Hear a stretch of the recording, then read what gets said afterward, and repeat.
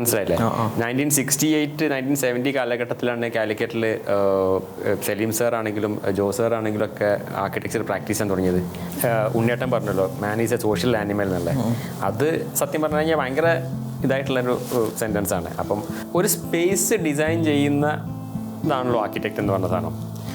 ആ architect design ചെയ്ത സ്പേസിന് ഇതൊക്കെ വെച്ചാൽ നമ്മളെല്ലാവരും കൂടെ കൂട്ടായിട്ട് ചെയ്യുന്ന സാധനങ്ങളാണ്.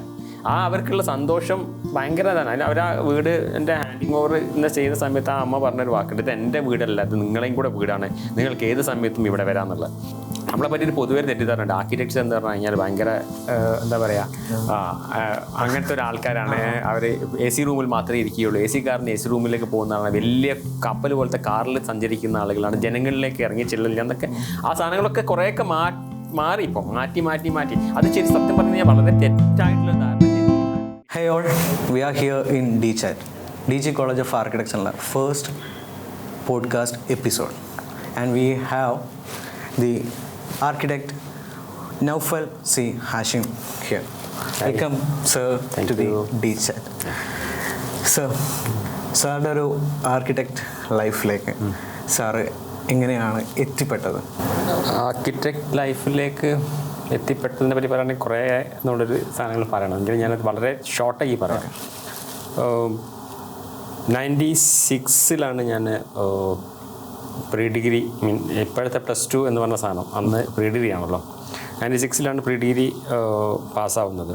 അപ്പോൾ ആ സമയത്ത് കേരളത്തിൽ പക്ഷെ പണ്ട് മുതലേ ഒരു എന്താ പറയുക, ആർക്കിടെക്ചർ എന്ന സാധനം അറിയില്ലെങ്കിൽ കൂടെ ഈ കൺസ്ട്രക്ഷൻ ഇൻഡസ്ട്രി അല്ലെങ്കിൽ സിവിൽ എഞ്ചിനീയർ എന്ന് പറഞ്ഞ സാധനങ്ങളൊക്കെ അറിയായിരുന്നു. പക്ഷെ അന്ന് ആ കാലത്ത് ഭയങ്കരമായിട്ട് ഈ മെഡിസിനെ പ്രൊമോട്ട് ചെയ്യുന്നൊരു കാലമാണ്. കാരണം വളരെ ആ സമയത്ത് ഒരാൾ ഡോക്ടറെ ആക്കുക എന്നുള്ളതാണ് എല്ലാ പാരൻസിൻ്റെയും അന്നത്തെ ലക്ഷ്യം. അപ്പം ആസ് യൂഷ്വൽ നമ്മുടെ വീട്ടിലും അങ്ങനത്തെ പ്രഷറുകളൊക്കെ വരാൻ തുടങ്ങി, ഡോക്ടർ ആവണം എന്നുള്ളത്. അപ്പോൾ ഇല്ല ഞാൻ ഡോക്ടർ ആവില്ല എന്ന് കടുംപിടുത്തം പിടിക്കുകയും അങ്ങനെ ഫസ്റ്റ് ഗ്രൂപ്പിന് ജോയിൻ ചെയ്യുകയും ചെയ്യായിരുന്നു. ഫസ്റ്റ് ഗ്രൂപ്പ് എന്ന് പറഞ്ഞു കഴിഞ്ഞാൽ without biology, maths and physics chemistry.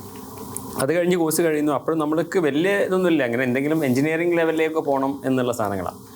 പക്ഷെ അന്നത്തെ കാലത്ത് ആകെ 3 കോളേജാണ് ഉള്ളത്. 3 കോളേജ് എന്ന് വെച്ചാൽ 2 കോളേജ്, ഒന്ന് CET യും ഒന്ന് TKM. ഈ 2 കോളേജിൽ മാത്രമേ ആർക്കിടെക്ചർ ഉള്ളൂ. പിന്നെ ഉള്ളത് NIT ആണ്. NIT അന്നത്തെ RIC ആണ്. പക്ഷെ അന്നും അതിൽ ആർക്കിടെക്ചർ അല്ല, BTech ആർക്കിടെക്ചർ എന്നൊരു കോഴ്സായിരുന്നു. ആ BTech ആർക്കിടെക്ചർ എന്ന് പറഞ്ഞ സാധനം ആർക്കിടെക്ചറും അല്ല സിവിലും അല്ലാത്തൊരു, രണ്ടും അല്ലാത്തൊരു സാധനമായിരുന്നു. അപ്പം നമുക്ക് ഓപ്ഷൻ ഇല്ല.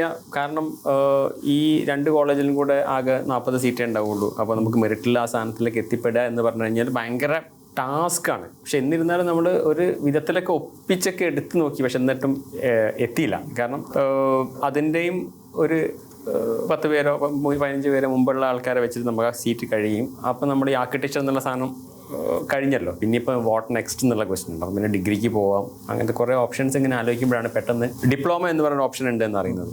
അങ്ങനെ ഡിപ്ലോമ ഇൻ ആർക്കിടെക്ചർ ജോയിൻ ചെയ്യുക ചെയ്യുന്നത്. അപ്പം അഗെയിൻ 96 ഡിപ്ലോമയ്ക്ക് ജോയിൻ ചെയ്യുന്നു. 99 ഡിപ്ലോമ കഴിയുന്നു. അപ്പോൾ ഈ ഡിപ്ലോമയ്ക്ക് ജോയിൻ ചെയ്യുന്ന സമയത്ത് നമ്മുടെ ഉള്ളിലുള്ളൊരു സാധനമുണ്ട്, ആർക്കിടെക്റ്റ് ആവണം എന്നുള്ളത്. അപ്പോൾ പിന്നെ അങ്ങനെ അതിൻ്റെ മേലെ റിസർച്ച് ചെയ്യാൻ തുടങ്ങി. ഇനി എന്താണ് ചെയ്യാൻ പറ്റുന്നത്? അപ്പം എന്താണെങ്കിലും 2 വർഷം പ്രീ ഡിഗ്രി, 3 വർഷം ഇതെല്ലാം കഴിഞ്ഞ് 3 വർഷമൊക്കെ വേസ്റ്റ് ആയല്ലോ എന്നൊക്കെ വിചാരിച്ചിരിക്കുക. എന്നിരുന്നാലും എല്ലാവരും പറയും ഇങ്ങനെ BArch എന്തായാലും ചെയ്യണം. അപ്പം അതാണ് എൻ്റെ ഒരു ബേസിക് എയിം. അപ്പോൾ വിചാരിച്ചു ശരി 1 വർഷം ലാഭം കിട്ടും, ലാറ്ററൽ എൻട്രിക്ക് നമുക്ക് BArchന് ജോയിൻ ചെയ്യാമെന്ന് വിചാരിക്കുകയും അങ്ങനെ ഒരു കോളേജിൽ, കേരളത്തിന് പുറത്തുള്ളൊരു കോളേജിൽ ആപ്ലിക്കേഷൻ കൊടുത്ത് സെറ്റാക്കി. അപ്പോൾ ശരി നിങ്ങൾ ഡിപ്ലോമ കഴിഞ്ഞിട്ട് വരൂ, അപ്പോൾ തന്നെ നമുക്ക് ജോയിൻ ചെയ്യാം. അപ്പോഴും നമ്മുടെ മനസ്സിൽ 1 വർഷം കഴിഞ്ഞിട്ട് ജോയിൻ ചെയ്യാം, സെക്കൻഡ് ഇയർ ജോയിൻ ചെയ്യുന്നതാണ്. അവിടെ പോയി അഡ്മിഷൻ എടുക്കുന്ന സമയത്താണ് അവർ പറയുന്നത് ലാറ്ററൽ എൻട്രി എന്നൊരു സാധനം ആർക്കിടെക്ചറിനില്ലല്ലോ, എവിടെയും ചേരാൻ പറ്റില്ല.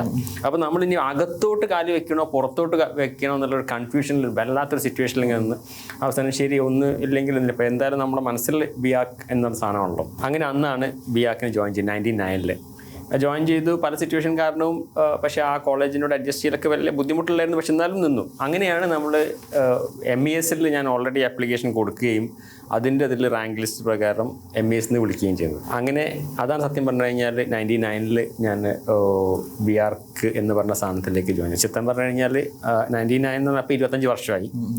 അതിൻ്റെയും 3 വർഷം മുമ്പ് 28 വർഷം മുമ്പ് ഞാനൊരു ആർക്കിടെക്ചർ എന്ന ലെവൽ സ്ഥാനത്തിലേക്ക് കാലെടുത്ത് വെച്ച ഒരാളാണ്. അപ്പോഴും ഞാൻ നേരത്തെ പറഞ്ഞ പോലെ ഈ 3 വർഷം ഡിപ്ലോമ കഴിഞ്ഞ സമയത്ത് എൻ്റെ ടീച്ചേഴ്സ് ഉൾപ്പെടെയുള്ള ആളുകളെ എടുത്ത് പറഞ്ഞിട്ട് നീ മണ്ടത്തരാണ് ചെയ്യുന്നത്, 3 വർഷം ഇത് പഠിച്ചിട്ട് പിന്നെ എന്തിനാ 5 വർഷം ആർക്കിടെക്ചർ പഠിക്കാൻ പോകുന്നത്. പക്ഷെ അത് ഞാൻ എൻ്റെ എന്താ പറയുക ഒരു പാഷൻ അല്ലെങ്കിൽ എനിക്ക് ഒരു ആർക്കിടെക്റ്റ് ആവണം എന്നുള്ളൊരു ഇഷ്ടം കൊണ്ടാണ് ഞാൻ ആ സ്ഥാനത്തിലേക്ക് എത്തിപ്പെട്ടത്. Okay, sir founder of 2i architecture.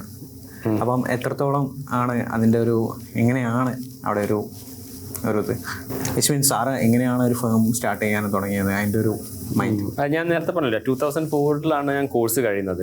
ഞാൻ 2 ഇയേഴ്സാണ് പ്രാക്ടീസ് ചെയ്തത്. 2006 വരെ ഞാൻ പല സ്ഥലത്തും കാലിക്കറ്റ് തന്നെ വർക്ക് ചെയ്തിട്ടുണ്ടായിരുന്നു. 2006 ഫെബ്രുവരിയിലാണ് സത്യം പറഞ്ഞു കഴിഞ്ഞാൽ ഒരു സ്വന്തമായിട്ടൊരു ഓഫീസ് സ്റ്റാർട്ട് ചെയ്യണം എന്നുള്ളൊരു കോൺസെപ്റ്റിൽ വരുന്നത്. അങ്ങനെ ഞാനും എൻ്റെ ഒരു ഫ്രണ്ടും എൻ്റെ കൂടെ പഠിച്ച ഒരാളും കൂടെ കൂടിയിട്ട് നമ്മൾ ഫസ്റ്റ് ഒരു പാർട്ണർഷിപ്പ് ഫേം റൺ ചെയ്തു. ആ റൺ ചെയ്തത് എനിക്ക് തോന്നുന്നു 10 വർഷത്തോളം ആ സെയിം ഫേം പോയി, 2018 വരെ. 2018 നമ്മൾ ഞാൻ 2i എന്നൊരു സാധനത്തിനെ പറ്റിയിട്ട് ആലോചിക്കുന്നതും സ്വന്തമായിട്ടൊരു സാധനത്തിലേക്ക് പോകണമെന്ന് വിചാരിക്കുന്നു. അങ്ങനെ 2018 സത്യം പറഞ്ഞു കഴിഞ്ഞാൽ 2i എന്ന് പറഞ്ഞ സാധനം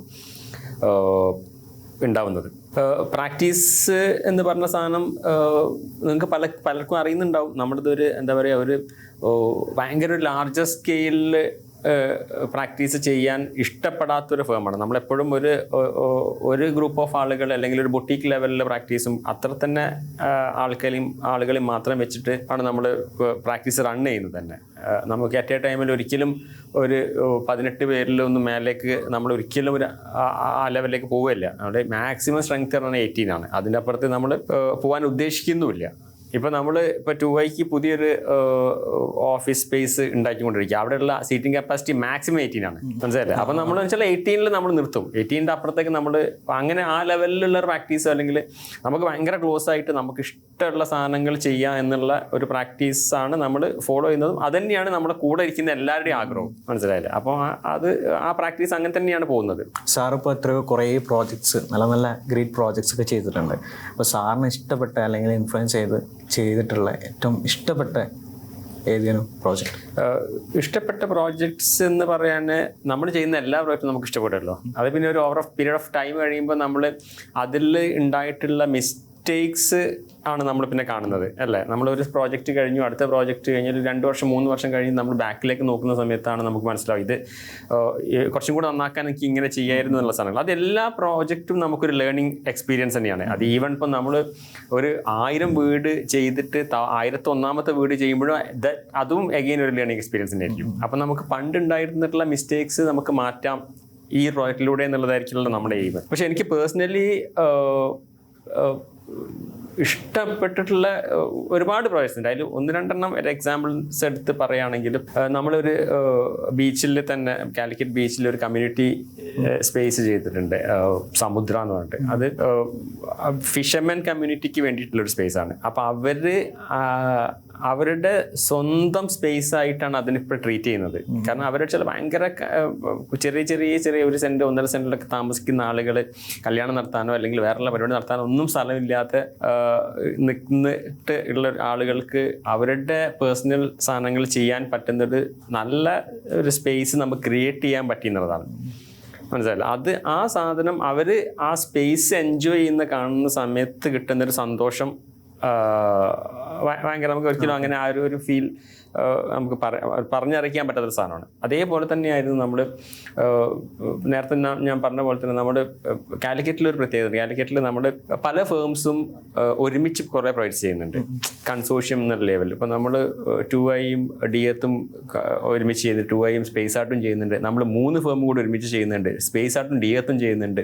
അങ്ങനെ കുറേ നമ്മളും ഡാക്കും ചെയ്യാറുണ്ട്. അപ്പം അത് അങ്ങനെ കുറേ കൺസോഷ്യം സാധനങ്ങളുണ്ട്. ആറ്റിക്സുമായിട്ട് നമ്മൾ പ്രൊവൈഡ് ചെയ്യുന്നു.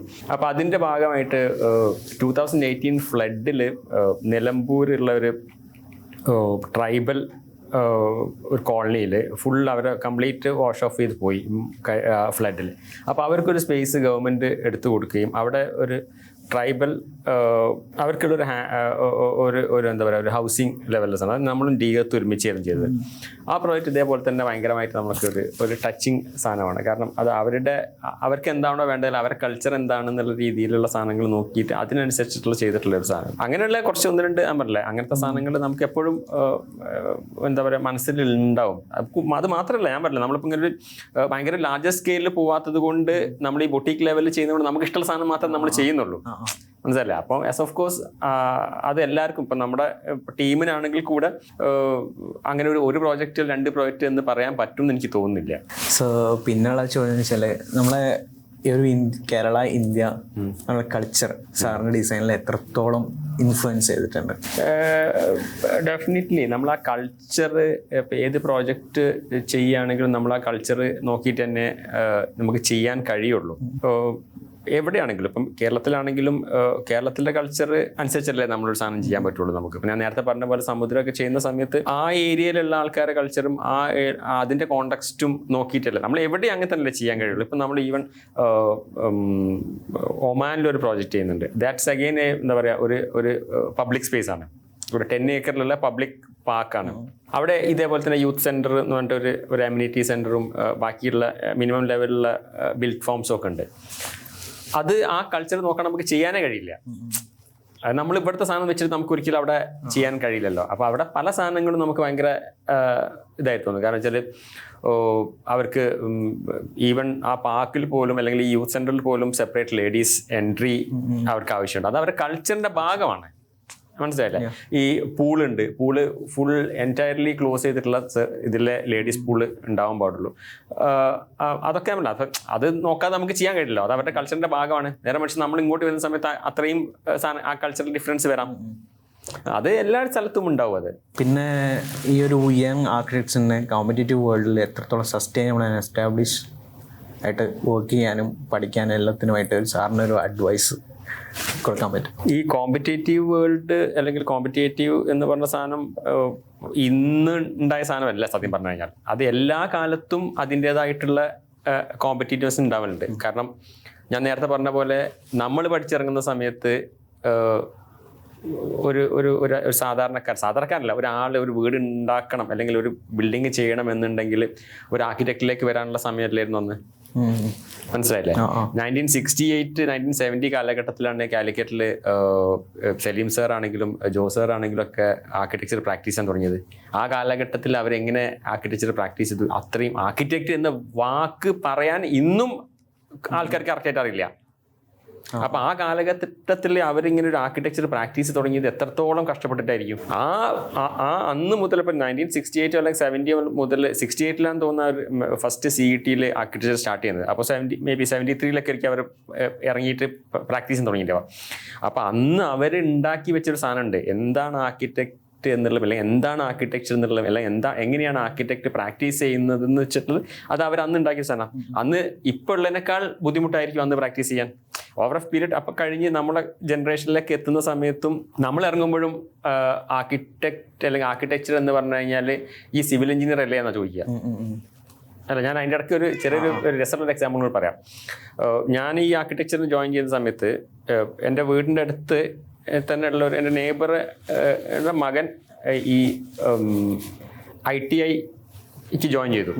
അപ്പം എനിക്ക് 2 വർഷത്തെ കോഴ്സാണത്. 2 വർഷം കോഴ്സ് കഴിഞ്ഞ് അയാൾ പുറത്തിറങ്ങി, അയാൾ പ്രാക്ടീസ് ചെയ്യാൻ തുടങ്ങി. ഞാൻ അന്നും പഠിക്കുകയാണല്ലോ. അപ്പം ഞാൻ 2 വർഷം കഴിയുന്നു, 3 വർഷം കഴിയുന്നു, 4 വർഷം കഴിയുന്നു, എന്നിട്ടും എൻ്റെ പഠിത്തം കഴിയുന്നില്ല. അപ്പം എൻ്റെ വീടിൻ്റെ അടുത്തുള്ള പലരും ചോദിക്കും, ഞാൻ പേര് പറയുന്നില്ല, അപ്പം നമുക്ക് രാമൻ എന്ന് പറയുന്നത്. രാമൻ പഠിച്ച് എഞ്ചിനീയർ ആയല്ലോ, ഇത്രയും കാലമായിട്ട് എഞ്ചിനീയർ ആയിട്ടില്ല എന്നുള്ളത്. അത് അവയർനെസിന്റെ കുറവാണ്. അത് ഞാൻ പറയുന്നത് 10, 15, 20 വർഷം മുമ്പുള്ള സമയത്താണ്. ആ സമയത്തും ആർക്കിടെക്ട് എന്താണെന്നുള്ള ആർക്കിടെക്ട് എന്താണെന്ന് അറിയില്ല. അന്നും ഭയങ്കര ബുദ്ധിമുട്ട് തന്നെയായിരിക്കും. അത് കഴിഞ്ഞ് ഇപ്പോൾ ഇത്രയും കാലം കഴിയുമ്പോൾ ഇപ്പോൾ ഒരു സാധനം ചെയ്യുന്ന സമയത്ത് ആർക്കിടെക്ട് വേണമെന്ന് ആൾക്കാർ മനസ്സിലാക്കാൻ തുടങ്ങി. അപ്പം നമ്മുടെ കൗണ്ട് കൂടി, നമ്പേഴ്സ് കൂടി, അല്ലെ? 200 എന്നുള്ളത് 2000 ആയി. മനസ്സിലല്ലേ? പണ്ട് ഒരു മുനിസിപ്പാലിറ്റിയിൽ ചിലപ്പം ഒരു ആർക്കിടെക്റ്റ് ഒക്കെ ഉണ്ടാവുള്ളൂ. ഇന്ന് ഓരോ വീട്ടിലും ഒരു ആർക്കിടെക്റ്റ് ആവാനുള്ള സിറ്റുവേഷൻ ആയി. നമ്പേഴ്സ് കൂടുമ്പോൾ ഓട്ടോമാറ്റിക്കലി സസ്റ്റെയിൻ ചെയ്യുക അല്ലെങ്കിൽ ഇതാക്കാൻ എന്നുള്ള സാധനം ബുദ്ധിമുട്ടുള്ള കാര്യം തന്നെ. അപ്പോൾ നമ്മുടെ ക്വാളിറ്റി ഇമ്പ്രൂവ് ചെയ്യാനുള്ള സാധനം മാത്രമേ നമുക്ക് ചെയ്യാനുള്ളൂ.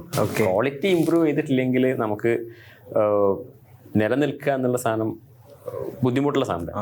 സാറിപ്പോൾ പറഞ്ഞല്ലോ, നമ്മളെ ആൾക്കാർക്ക് മനസ്സിലാവുന്നില്ലായിരുന്നു സിവിൽ എഞ്ചിനീയറിംഗ് അല്ലെങ്കിൽ ആർക്കിടെക്ചർ എന്നുള്ള ഡിഫറൻസ്. അപ്പോൾ സാറിൻ്റെ ഇത്രയും ഒരു ലൈഫ് എക്സ്പീരിയൻസ് സാറിന് എന്താണ് ഒരു ഇപ്പം കാണുന്ന പലരും കാണുന്നുണ്ടോ, പല തരത്തിലുള്ള ഓഡിയൻസ് നമ്മുടെ പോഡ്കാസ്റ്റ് കാണുന്നുണ്ടോ, അപ്പോൾ അവർക്ക് വേണ്ടിയിട്ട് എന്താണ് ഒരു മേജർ ഡിഫറൻസ് ആയിട്ടുള്ള ജസ്റ്റ് ഒന്ന് ഓഡിയൻസ് പറഞ്ഞു കൊടുക്കാം. അല്ല, അത് ആർക്കിടെക്ചറും സിവിൽ എഞ്ചിനീയറിംഗും തമ്മിലുള്ള ഡിഫറൻസ് എന്ന് പറഞ്ഞു കഴിഞ്ഞാൽ ബേസിക്കലി ഒരു സ്പേസ് ഡിസൈൻ ചെയ്യുന്നതാണല്ലോ ആർക്കിടെക്റ്റ് എന്ന് പറഞ്ഞ സാധനം.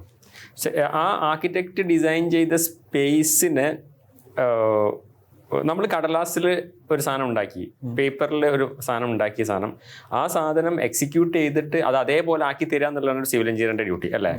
ആ സിവിൽ എഞ്ചിനീയറിംഗ് ഇപ്പോൾ ആർക്കിടെക്ചറിൽ തന്നെ നമ്മൾ പല സ്ട്രീമിലേക്കും പോകുന്നുണ്ടാവും, അതേപോലെ തന്നെ സിവിൽ എഞ്ചിനീയറിംഗിനും പല സ്ട്രീമിലേക്കും പോകുന്നുണ്ടാവും. ആർക്കിടെക്ട് നോർമൽ ഒരു BArch കഴിഞ്ഞ ഒരാൾ ആർക്കിടെക്റ്റ് ആയി കഴിഞ്ഞ് കഴിഞ്ഞാൽ നമുക്ക് PG എടുക്കാനുള്ള കുറേ ഓപ്ഷൻസ് ഉണ്ട്. അതിൽ തന്നെ ഈ ആർക്കിടെക്ചറിൽ തന്നെ ഡിവൈഡ് ചെയ്ത് നമുക്ക് ലാൻഡ്സ്കേപ്പ് ആർക്കിടെക്ട് എടുത്തു കഴിഞ്ഞാൽ ലാൻഡ്സ്കേപ്പ് ആർക്കിടെക്റ്റ് ആവാം അല്ലേ, urban ഡിസൈൻ എടുത്തു കഴിഞ്ഞാൽ urban ഡിസൈനർ ആവാം അല്ലേ, ടൗൺ പ്ലാനിങ് ആയ ടൗൺ പ്ലാനർ ആവാം. കുറേ സാധനങ്ങൾ നമുക്ക് വേറെ ഇഷ്ടം പോലെ PG സ്പെഷ്യലൈസേഷൻ ഉണ്ട്. അതേപോലെ തന്നെ സിവിൽ എഞ്ചിനീയറിംഗിലുണ്ട്. ഇപ്പോൾ സിവിൽ എഞ്ചിനീയറിംഗ് കഴിഞ്ഞിട്ട് സ്ട്രക്ചറൽ PG എടുക്കുകയാണെങ്കിൽ അയാളാണ് ആ ബിൽഡിങ്ങിന്റെ സ്ട്രക്ചർ ഡിസൈൻ ചെയ്യേണ്ടത്, അല്ലാതെ ആർക്കിടെക്റ്റ് അല്ല. മനസ്സിലായില്ലേ? നമ്മളൊരു സ്പേസ് ഉണ്ടാക്കുന്നു, ഒരു ഡിസൈൻ സ്പേസ് അല്ലെങ്കിൽ ആ സ്പേസ് യൂട്ടിലൈസേഷൻ ഏറ്റവും നന്നാക്കിയിട്ട് അത് എന്തിനു വേണ്ടിയിട്ടാണോ ചെയ്യുന്നത് അയാൾക്ക് വേണ്ടിയിട്ടുള്ള സ്പേസ് നമ്മൾ ക്രിയേറ്റ് ചെയ്ത് കൊടുക്കുകയും അത് എക്സിക്യൂട്ട് ചെയ്ത് ആ സാധനം ഉണ്ടാക്കി കൊണ്ടുവന്നിട്ട് ഒരു നമ്മൾ വിചാരിച്ച സെയിം സാധനം പേപ്പറിലുള്ള സാധനം ഭൂമിയിൽ ഉണ്ടാക്കുക എന്നുള്ള സാധനം അല്ലെങ്കിൽ അതിൻ്റെ എഞ്ചിനീയറിംഗ് പാർട്ടാണ് സിവിൽ എഞ്ചിനീയർ ചെയ്യേണ്ടത്. മനസ്സിലല്ലേ? അപ്പോൾ അതിൽ തന്നെ നേരത്തെ പറഞ്ഞ പോലെ തന്നെ പല സ്ട്രീമിലുള്ള ആളുകളുണ്ടാവും. അപ്പോൾ നമ്മളൊരു സാധനം കൺസ്ട്രക്ട് ചെയ്യുന്ന സമയത്ത് ഈവൻ സൈറ്റ് എഞ്ചിനീയർ മുതൽ പ്രോജക്ട് മാനേജർ മുതൽ അങ്ങനെയുള്ള കുറേ സാധനങ്ങളുണ്ട്. അതിൽ സ്ട്രക്ചറൽ എഞ്ചിനീയർ ഉണ്ടാവാം, ഓട്ടോമാറ്റിക്കലി സിവിൽ എഞ്ചിനീയർ കഴിഞ്ഞാണ് അയാൾ BTech എടുത്ത് M.Tech എടുത്ത് സ്ട്രക്ചറൽ എഞ്ചിനീയർ പോകുന്നത്. പ്ലംബിംഗ് എഞ്ചിനീയേഴ്സ് ഉണ്ടാവാം, plumbing engineers may be again ഇതേപോലെ തന്നെ സിവിൽ എഞ്ചിനീയേഴ്സ് ആവാം. ഇലക്ട്രിക്കൽ എഞ്ചിനീയേഴ്സ് ഉണ്ടാവാം, അവരായിരിക്കും ഇതിൻ്റെ ഇലക്ട്രിക്കൽ സാധനം കൺസൾട്ടൻസി ചെയ്യുന്നുണ്ടാവുക. MEP എഞ്ചിനീയേഴ്സ് ഉണ്ടാവും, മെക്കാനിക്കൽ എഞ്ചിനീയേഴ്സ്, അവരും ഇതിൻ്റെ പാർട്ടാണ്. ഇതെല്ലാം കൂടെയുള്ള ഒരു ഗ്രൂപ്പ് ഓഫ് ആളുകളാണ് എല്ലാ പ്രോജക്റ്റും ഹാൻഡിൽ ചെയ്യേണ്ടത്. അപ്പം അവരവർക്ക് ചെയ്യേണ്ട റോളുകളിൽ മാത്രം അവനാൻ നിൽക്കുന്നതാണ് ഏറ്റവും ബെസ്റ്റ്. ആർക്കിടെക്ട് എന്ന് പറഞ്ഞാൽ ആർക്കിടെക്ട് ചെയ്യുന്ന സാധനം ചെയ്യുക, സിവിൽ എഞ്ചിനീയർ എന്ന് പറഞ്ഞാൽ സിവിൽ എഞ്ചിനീയർ ചെയ്യേണ്ട സാധനം ചെയ്യുക. അങ്ങനെ ആകുമ്പോൾ എന്താ വെച്ചാൽ എൻറ്റയർ ആ പ്രോജക്റ്റ് നമ്മൾ വിചാരിച്ച പോലെ ഫ്രൂട്ട്ഫുള്ളായിട്ട് ഒരു ക്ലയൻറ്റിനോ അല്ലെങ്കിൽ ഒരാൾക്കോ നമുക്ക് പ്രസൻറ്റ് ചെയ്യാൻ കഴിയും. ഓക്കെ സാർ, ഇത്രയും കാലത്തെ ഒരു എക്സ്പീരിയൻസിൽ നമുക്ക് ഓഡിയൻസിന് സാറിൻ്റെതായിട്ടുള്ള ഒരു എക്സ്പീരിയൻസ് വെച്ചിട്ട് എന്തെങ്കിലും അഡ്വൈസോ എന്തെങ്കിലും കാര്യം ഡിജിറ്റലിനോട് ഞാൻ ഇപ്പം നേരത്തെ പറഞ്ഞത് തന്നെ എനിക്ക് പറയാനുള്ളത് എന്ന് വെച്ചാൽ നമ്മൾ ക്വാളിറ്റി മെയിൻറ്റെയിൻ ചെയ്യുക, പിന്നെ ആദ്യം നല്ലൊരു മനുഷ്യനാവുക. അതാണ് ഫസ്റ്റ് നമുക്ക് ചെയ്യാൻ പറ്റുന്ന ഏറ്റവും ബെസ്റ്റ് സാധനം അതാണ്. ഇപ്പം നേരത്തെ നമ്മുടെ ഇനോഗ്രേഷൻ്റെ സമയത്ത് ചാപ്റ്റർ ചെയർപേഴ്സൺ പറഞ്ഞല്ലോ നമ്മുടെ IPM പറ്റിയും അതേപോലെ തന്നെ ഈ പാലിയേറ്റീവ് സാധനത്തിനെ പറ്റിയിട്ടും ഒക്കെ. അപ്പം നമ്മൾ ആദ്യം എന്താ പറയുക, ഈ നല്ലൊരു മനുഷ്യനാവുക എന്ന് പറഞ്ഞു കഴിഞ്ഞാൽ ആരെയും ദ്രോഹിക്കാതിരിക്കുക എന്നല്ല. ഓഫ് കോഴ്സ് നമ്മൾ ആരെയും ദ്രോഹം ചെയ്യുന്നില്ല, അറിഞ്ഞുകൊണ്ട് നമ്മൾ ആരെയും ദ്രോഹിക്കണം എന്ന് വിചാരിക്കുന്നില്ല, ദ്രോഹം ചെയ്യുന്നില്ല. അതുകൂടാണ്ട് നമ്മൾ ഈ പ്രാക്ടീസും സാധനങ്ങളൊക്കെ എല്ലാം ചെയ്യും. നമ്മളിപ്പം കോളേജിലാണെങ്കിലും 5 വർഷം കഴിഞ്ഞാൽ ഓട്ടോമാറ്റിക്കലി നമ്മളെല്ലാവരും ആർക്കിടെക്റ്റ് ആവും, എല്ലാവരും ഒരേപോലെ ആവും ചെയ്യും. അപ്പം നമ്മൾ പ്രാക്ടീസ് ചെയ്യുന്നുണ്ടാവും, നമ്മൾ ചിലപ്പോൾ വേറെ സ്ഥലത്ത് വർക്ക് ചെയ്യുന്നുണ്ടാവും, ഒക്കെ ചെയ്യുന്നുണ്ടാവും. എത്തിക്സ് വിട്ടിട്ട് ആരും പ്രാക്ടീസ് ചെയ്യാൻ പോകുന്നില്ല. അപ്പോൾ ആ എത്തിക്സ് എന്ന് പറഞ്ഞ സാധനം നമ്മളെപ്പോഴും കൂടെ തന്നെ കൊണ്ടെടുക്കുക. ഞാൻ ഇങ്ങനെയാണ്, ഞാൻ ഇതാണ് ചെയ്യുള്ളൂ, അല്ല ഞാൻ ഇത് വിട്ടിട്ട് സാധനങ്ങൾ ചെയ്യില്ല ഒന്ന്. പിന്നെ രണ്ടാമത് നേരത്തെ പറഞ്ഞ പോലെ നല്ല മനുഷ്യനാവുന്ന സ്ഥലത്ത് നമ്മൾ ആരെയും ദ്രോഹിക്കാതിരിക്കുകയും ചെയ്യുക. അത് കൂടാതെ തന്നെ കുറേ നമ്മുടെ ഇനീഷ്യേറ്റീവ്സ് ഉണ്ട്. ഇപ്പം IAൻ്റെ പാട്ടാണെങ്കിൽ തന്നെ ഒരുപാട് ഇനീഷ്യേറ്റീവ്സ് നമ്മൾ ചെയ്യുന്നുണ്ട്. അതിലൊന്നാണ് നേരത്തെ പറഞ്ഞ ഈ IPM സാധനങ്ങൾ. IPM ലെവലിലെ സാധനങ്ങൾ ഇന്ത്യയിൽ ഒരു സ്ഥലത്തും അങ്ങനത്തെ ഒരു സാധനത്തിലേക്ക് ആർക്കിടെക്ട്സ് ഇൻവോൾവ്മെൻറ്റ് വന്നിട്ടുണ്ടാവില്ല. ഇപ്പം നമ്മൾ വളരെ സ്ട്രോങ് ആയിട്ട് വളരെ ഭംഗിയായിട്ട് ആ സാധനങ്ങൾ നടക്കുന്നുണ്ട്. ഇപ്പോഴും അതിൻ്റെ സാധനങ്ങൾ നടക്കുന്നത്, വർക്ക് നടക്കുന്നത്. അത് ഒരു കേവലം എന്താ പറയുക, ഒരു സ്ട്രക്ചർ ഉണ്ടാക്കുക അല്ലെങ്കിൽ ബിൽഡിംഗ് ഉണ്ടാക്കുക എന്നുള്ള സാധനം അല്ല. അതുണ്ട് ഓഫ് കോഴ്സ്. അതല്ലാതെ തന്നെ അവരുടെ ബാക്കിയുള്ള ലെവലിലുള്ള മാസ്റ്റർ പ്ലാനിലാണെങ്കിലും സോഷ്യൽ ലെവലിലുള്ള സാധനങ്ങളാണെങ്കിലും അവരുടെ അക്കാഡമിക് ലെവലിലെ സാധനങ്ങളാണെങ്കിലും ഒക്കെ നമ്മൾ അതിലൊക്കെ നമ്മളിപ്പം പാട്ടാണ്. ഇപ്പം നമ്മൾ കോഴ്സസ് ആലോചിക്കുന്നുണ്ട്. ഈവൻ ആർക്കിടെക്ചർ സ്റ്റുഡൻസിന് അല്ലെങ്കിൽ ആർക്കിടെക്ട്സിന് വേണ്ടിയിട്ടുള്ള കോഴ്സസ് 3 months കോഴ്സ് അല്ലെങ്കിൽ 2 weeks കോഴ്സ് എന്നൊക്കെ പറഞ്ഞിട്ട് അത് IEM WHO IPM ഒക്കെ സൈൻ ചെയ്തിട്ടുള്ള സർട്ടിഫിക്കറ്റ് കൊടുത്തിട്ടുള്ള പാലിയേറ്റീവ് കെയർ അല്ലെങ്കിൽ പാലിയേറ്റീവ് സാധനത്തിലേക്ക് ചെയ്യാൻ പറ്റുന്ന സാധനങ്ങൾ. അപ്പോൾ അതിൻ്റെ ഒക്കെ ഭാഗമാവുക എന്നുള്ളതാണ്. ഇപ്പോൾ റീസെൻ്റ്ലി കഴിഞ്ഞ ഒരു 6 മാസം കഴിഞ്ഞ ഓണമല്ല, ഇപ്പോൾ റീസെൻ്റ്ലി കഴിഞ്ഞത് ഓണത്തിന് കഴിഞ്ഞ ഓണത്തിന് നമ്മൾ വളരെ ഡിസേർവിങ് ആയിട്ടുള്ള ഒരു അമ്മയ്ക്കും മകനും ഒരു വീട് ഉണ്ടാക്കി കൊടുത്തു. കാലിക്കറ്റ് സെൻറ്ററും മലപ്പുറം സെൻറ്ററും കൂടിയിട്ട് അതിൻ്റെയൊക്കെ ഭാഗം ആയിട്ട് നമ്മളെല്ലാവരും നിൽക്കുകയാണല്ലോ. അപ്പം അത് വെച്ച് കഴിഞ്ഞാൽ വളരെ ഡിസേർവിങ് വെച്ചാൽ അവർ ഒരു ആക്സിഡൻറ്റിൽ അവരുടെ ട്രെയിനിൽ നിന്ന് വീണിട്ട് 2 കാലും നഷ്ടപ്പെട്ടു പോകുന്ന അവസ്ഥ വരെയും ഈ മകനൊരു സുഖമില്ലാത്ത ആളും അവരുടെ അമ്മയാണുള്ളായിരുന്നത്. ഇവർക്ക് പാതി വഴിയിൽ വെച്ചിട്ട് എല്ലാ സാധനങ്ങളും സ്ട്രക്കായി നിൽക്കുന്ന ഒരു അവസരത്തിൽ ഇതേപോലെ നമ്മൾ IPM പോകുന്ന സമയത്ത് ഈ ലേഡീനെ കാണുകയും സംസാരിക്കുകയും ചെയ്യുകയൊക്കെ ചെയ്യുന്നത്. അങ്ങനെ ആ ലേഡി ഒരു ഇങ്ങനെ റിക്വസ്റ്റ് നമ്മുടെ അടുത്ത് പറയുന്നു, ഇങ്ങനെ ഒരു ബുദ്ധിമുട്ടുണ്ട്. അത് ഞങ്ങൾ അവിടെ പോയി ഒരു ദിവസം നമ്മളെല്ലാവരും കൂടെ പോയി. നമ്മൾ 10-15 ആർക്കിടെക്ട്സ് അവിടെ പോയിട്ട് അവരുടെ സാധനങ്ങളൊക്കെ കണ്ടു, അവരുടെ കഥകളൊക്കെ കേട്ടു. അപ്പോൾ നമുക്ക് തോന്നി ഇത് ഭയങ്കര ബുദ്ധിമുട്ട് അനുഭവിക്കുന്നവരാണ്. എന്നിട്ട് പ്യുവർലി 100% ഒരു സ്പോൺസർഷിപ്പും ഇല്ലാതെ നമ്മൾ ഫണ്ട് ചെയ്തിട്ട് അത് ഓരോരുത്തരുടെയും കാശും സാധനങ്ങളും കൊടുത്തിട്ട് കാശ് തരുന്ന ആൾക്കാരുണ്ട്. അതുകൂടാതെ നമ്മൾ കുറേ വർക്ക്ഷോപ്സ് അവിടെ ചെയ്തു, പ്ലാസ്റ്ററിങ് നമ്മൾ ചെയ്തു, പെയിൻറ്റിങ് നമ്മൾ ചെയ്തു. ഇതൊക്കെ വെച്ചാൽ നമ്മളെല്ലാവരും കൂടെ കൂട്ടായിട്ട് ചെയ്യുന്ന സാധനങ്ങളാണ്. അവർക്കുള്ള സന്തോഷം ഭയങ്കര ഇതാണ്. അതിന് അവർ ആ വീട് എൻ്റെ ഹാൻഡിങ് ഓവർ ചെയ്ത സമയത്ത് ആ അമ്മ പറഞ്ഞൊരു വാക്കുണ്ട്, ഇത് എൻ്റെ വീടല്ല, ഇത് നിങ്ങളെയും കൂടെ വീടാണ്, നിങ്ങൾക്ക് ഏത് സമയത്തും ഇവിടെ വരാമെന്നുള്ളത്. അപ്പോൾ ആ ഒരു സാധനത്തിന് കിട്ടും. അങ്ങനെയുള്ള സാധനം കേൾക്കുമ്പോൾ നമുക്ക് കിട്ടുന്നൊരു സന്തോഷം, അല്ലെങ്കിൽ ഇതൊക്കെ തന്നെ നമുക്ക് ചെയ്യാനുള്ളൂ. സമൂഹത്തിന് വേണ്ടിയിട്ട് ഇങ്ങനെയുള്ള സാധനങ്ങളാണ് നമ്മൾ ചെയ്യേണ്ടത്. അല്ലാണ്ട് നമ്മളെ പറ്റിയിട്ട് പൊതുവെ തെറ്റിദ്ധാരണയുണ്ട്. ആർക്കിടെക്ചർ എന്ന് പറഞ്ഞു കഴിഞ്ഞാൽ ഭയങ്കര എന്താ പറയുക, അങ്ങനത്തെ ഒരു ആൾക്കാരാണ്. അവർ AC റൂമിൽ മാത്രമേ ഇരിക്കുകയുള്ളൂ, AC കാറിന് AC റൂമിലേക്ക് പോകുന്നതാണ്, വലിയ കപ്പൽ പോലത്തെ കാറിൽ സഞ്ചരിക്കുന്ന ആളുകളാണ്, ജനങ്ങളിലേക്ക് ഇറങ്ങി ചെല്ലില്ല എന്നൊക്കെ. ആ സാധനങ്ങളൊക്കെ കുറേയൊക്കെ മാറി ഇപ്പോൾ മാറ്റി അത് ശരി. സത്യം പറഞ്ഞു കഴിഞ്ഞാൽ വളരെ തെറ്റായിട്ടുള്ള തെറ്റിദ്ധാരണ തന്നെയാണ്. അപ്പം ഞാൻ നേരത്തെ ആർക്കിടെക്ട് എന്താണ് അല്ലെങ്കിൽ ആർക്കിടെക്ചർ എന്താണ് എന്ന് അറിവില്ലായ്മ എന്ന് പറഞ്ഞ സാധനം ഉണ്ടല്ലോ, അതേപോലെ തന്നെ ഉണ്ടായിട്ടുള്ള സാധനം തന്നെയാണ് ഇതും. പക്ഷെ സത്യം പറഞ്ഞാൽ അതൊന്നും അല്ല നമ്മൾ ചെയ്യുന്നത്. നമ്മൾ അതല്ല സമൂഹത്തിന് കാണിക്കേണ്ടത്. പക്ഷെ അത് നമ്മൾ കഴിഞ്ഞൊരു 10 വർഷങ്ങൾ കൊണ്ട് അല്ലെങ്കിൽ കഴിഞ്ഞൊരു 10-15 വർഷങ്ങൾ കൊണ്ട് ആ സാധനത്തിനൊരു മാറ്റം ഉണ്ടാക്കാൻ ശ്രമിക്കുകയും അത് സമൂഹത്തിന് മാറ്റം വന്നും ചെയ്തു. അത് സത്യം പറഞ്ഞു കഴിഞ്ഞാൽ അത് നമ്മൾ അങ്ങനെ ഒരു എഫേർട്ട് എടുത്തിട്ടുണ്ടാക്കിയിട്ടുള്ള സാധനം തന്നെയാണെന്ന് വേണമെങ്കിൽ പറയാം. അപ്പം എനിക്കുള്ള ഒരു യങ് ക്രൗഡിനോടുള്ള ഒരു ഉപദേശം എന്ന് പറഞ്ഞ സമയത്ത് പറയാനുള്ളത് എന്താ വെച്ച് കഴിഞ്ഞാൽ, ഇതേപോലുള്ള ഇനീഷ്യേറ്റീവ്സിന്റെ ഭാഗമാവുക. അപ്പം ബാക്കിയുള്ള സാധനങ്ങളൊക്കെ വരും. ഓഫ്കോഴ്സ് ബാക്കി പ്രോജക്ട്സും നമുക്ക് സസ്റ്റെയിൻ ചെയ്യേണ്ട സാധനങ്ങളൊക്കെ നമ്മൾ നല്ല രീതിയിൽ പ്രാക്ടീസ് മുന്നോട്ട് കൊണ്ടുപോയി നല്ല രീതിയിൽ സാധനങ്ങൾ മുന്നോട്ട് കൊണ്ടുപോകുകയും ചെയ്ത് വർക്ക്സും സാധനങ്ങളും നമുക്ക് സസ്റ്റെയിൻ ചെയ്യാനുള്ളതൊക്കെ നമുക്ക് ഓട്ടോമാറ്റിക്കലി വരും. അതിൻ്റെ അതിൻ്റെ അടുത്തൊരു മറുവശം എന്ന് പറയുന്ന സാധനത്തിൽ ഇതും കൂടെ അതിൻ്റെ ഭാഗമാക്കുക എന്നുള്ളതാണ്. Social commitment. ഇപ്പം നമ്മൾ നേരത്തെ ഉണ്ണിയേട്ടൻ പറഞ്ഞല്ലോ, man is A social animal എന്നുള്ളത്. അത് സത്യം പറഞ്ഞു കഴിഞ്ഞാൽ ഭയങ്കര ഇതായിട്ടുള്ളൊരു സെൻറ്റൻസ് ആണ്. അപ്പം അത് കൊണ്ടുവരിക, എന്നിട്ട് നല്ലൊരു മനുഷ്യനാവുക ഫസ്റ്റ്, എന്നാൽ അവന് ബാക്കിയെല്ലാം വഴിയേ വരും. എന്തായാലും ഈ ഒരു നമ്മളെ ചാറ്റിൻ്റെ ഫസ്റ്റ് ഒരു എപ്പിസോഡിൽ സാറിന് വരാൻ കഴിഞ്ഞാലും ഇത്രത്തോളം ഇൻഫോർമാറ്റീവ് ആയിട്ടുള്ള കാര്യങ്ങൾ നമ്മളുടെ ഓഡിയൻസിന് പറഞ്ഞു തരാനും നമുക്ക് അറിയാത്തവർക്കും അറിയുന്നവർക്കും പങ്കുവെക്കാനും പറ്റിയതിന് ഇത്രയും താങ്ക്ഫുൾ ആണ്. Thank you sir. Thank you very much. And this is me, Akshayjit Nilambari, the student architect of DG College of Architecture, signing off, and with me Naufal sir signing off from DG D Chat. Thank you. Bye. Thank you.